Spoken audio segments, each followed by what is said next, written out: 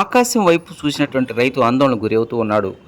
దిత్వా తుఫాను కారణంగా మంగళగిరి ప్రాంతంలో రైతుల గుండెల్లో ఆందోళన నెలకొందని చెప్పుకోవాలి.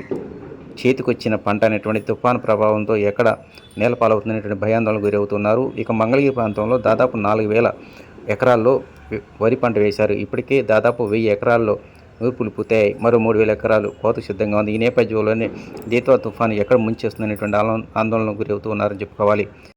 రానున్న 2 రోజుల్లో రాష్ట్ర వ్యాప్తంగా మరీ ముఖ్యంగా కృష్ణా, గుంటూరు, ప్రకాశం, నెల్లూరు ప్రాంతాల్లో భారీ వర్షాలు పడే అవకాశాలు ఉన్నాయని అమరావతి వాతావరణ శాఖ ఇప్పటికే ప్రకటించింది.